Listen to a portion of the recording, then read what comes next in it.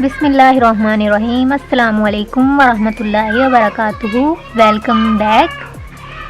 अच्छा जी, आज हम पढ़ेंगे प्री प्रोसेसर डायरेक्टिव्स और हेडर फाइल्स क्या होती हैं सी प्लस प्लस में। ठीक है, सी प्लस प्लस का जो बॉयलर प्लेट कोड है, तो हम चलते हैं डेव सी प्लस प्लस में। और यहाँ पे आपने बॉयलर प्लेट कोड देखा होगा। ये कैसे आता है जी? आप करेंगे कंट्रोल और एन। इस प्रोग्राम को मैं राइट क्लिक करके क्लोज करती हूँ और उसके बाद कंट्रोल एन करना है जी। तो ये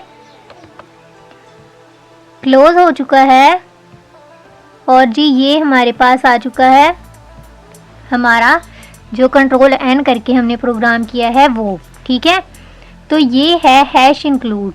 ठीक है जी, ये होते हैं प्री प्रोसेसर डायरेक्टिव्स। इनकी निशानी क्या है कि ये हैश के साथ शुरू होते हैं। ठीक है, सबसे पहले क्या है, पहली बात क्या है जी कि स्टार्ट विद हैश सिंबल। ठीक है जी,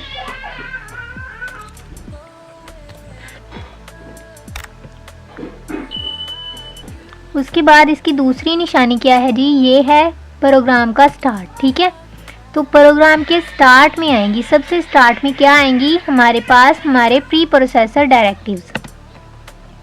कहाँ आएंगे?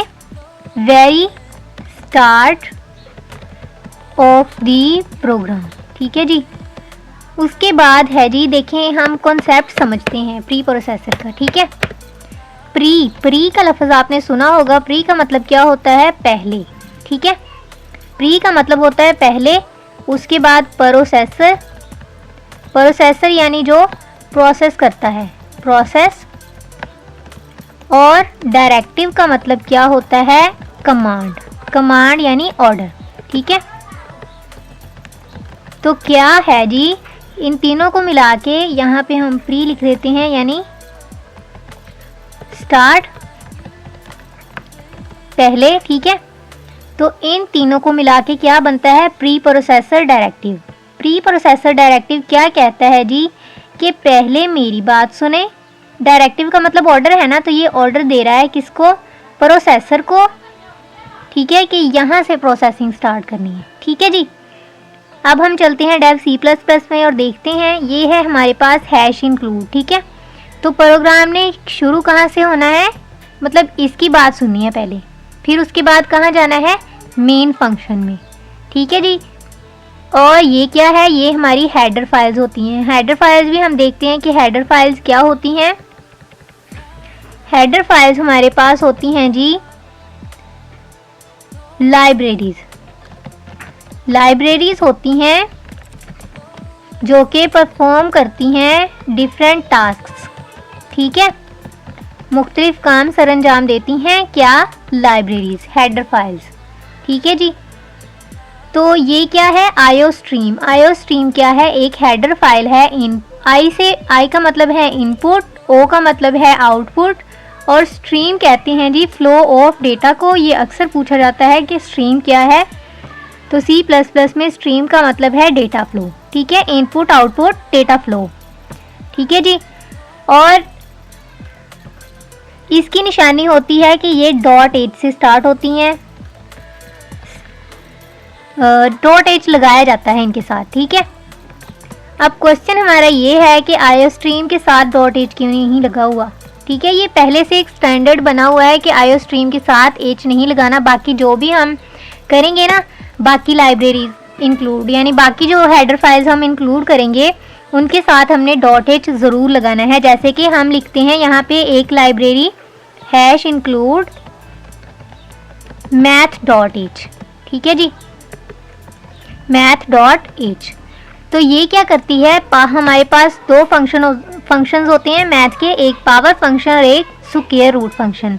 ठीक है, तो math.h में हम सिंपली सी आउट लिखते हैं। पावर फंक्शन कैसे लगाते हैं? POW लिख के, और पहले लिखते हैं वो वैल्यू जिसकी पावर लिखनी है और उसके बाद उसकी पावर। ठीक है, तो ये देखें जी 5 का स्क्वायर लिखा है हमने। कंट्रोल S करते हैं और इसको करवा देते हैं फर्स्ट में ही। सेव किया तो जी फर्स्ट में जैसे ही हमने सेव करके रन करवाते हैं तो देखें इंक्लूड के स्पेलिंग गलत है। कंट्रोल एस करते हैं हम फिर से, और जी ये हमारे पास 25 आ चुका है। थोड़ा सा क्लोज करके देखते हैं हम इसको, क्या आंसर आया है हमारे पास 25। ठीक है जी, ये हमारे पास आंसर आ चुका है 25। उसके बाद होता है जी एक और फंक्शन स्क्वायर रूट, तो हम लिखते हैं सी आउट SQRT, और उसके बाद जिस वैल्यू का लिखना है हमने स्क्वायर रूट लेना है। ठीक है जी, कंट्रोल एस किया और ये हमारे पास आएगा 25 का स्क्वायर रूट। ठीक है, यहाँ पे एक हम एंडल लगा लेते हैं, एंडल का मतलब होता है एंड लाइन। कंट्रोल एस करते हैं और 25 का स्क्वायर रूट क्या होगा 5। ठीक है जी, तो ये आ गया 25 क्या है 5 की पावर, 5 5 25। ठीक है जी, और उसके बाद 5 का स्क्वायर क्या आएगा, ये देखें जी 5 का ये पावर है, तो ये कैसे आएगी 25 आएगा इसका आंसर, और 25 का जो स्क्वायर रूट है वो क्या बनेगा 5। ठीक है जी, तो ये होती हैं हमारी हेडर फाइल्स। हेडर फाइल्स में पहले से प्री डिफाइंड फंक्शंस होते हैं। अगर हम इसको कमेंट आउट करें, कंट्रोल एस करती हूँ मैं और फिर से हम चलाएं इसको, तो देखें जी ना ही ये पावर को कंसीडर कर रहा है और ना ही स्क्वायर रूट को। ठीक है, ये दोनों ही एरर हैं। लेकिन अगर हम ये हेडर फाइल इंक्लूड कर लें तो क्या होगा जी,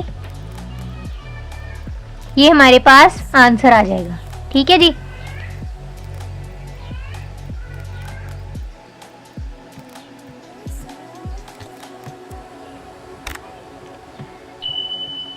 अच्छा जी, अब हम ना इनको कमेंट आउट करके देखते हैं आईओ स्ट्रीम को। कंट्रोल एस करते हैं और उसके बाद देखें जी ये एरर आ रहा है, cout was not declared in this scope. ठीक है, यानी कि ये जो आईओ स्ट्रीम है इसमें सी आउट का भी फंक्शन डिफाइंड है, स्टैंडर्ड नेम स्पेस में भी इसका स्कोप है और हैश इंक्लूड में भी। ठीक है, तो सी आउट क्या नीचे आ रहा है, ना ही इसमें एंडल है और ना ही सी आउट है। ठीक है, ये दोनों फंक्शंस कहाँ डिफाइंड हैं आईओ स्ट्रीम के अंदर।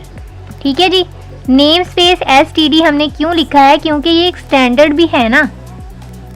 आज के लिए बस इतना ही। वीडियो अच्छी लगे तो सब्सक्राइब ज़रूर कीजिए। फ़ी अमान अल्लाह।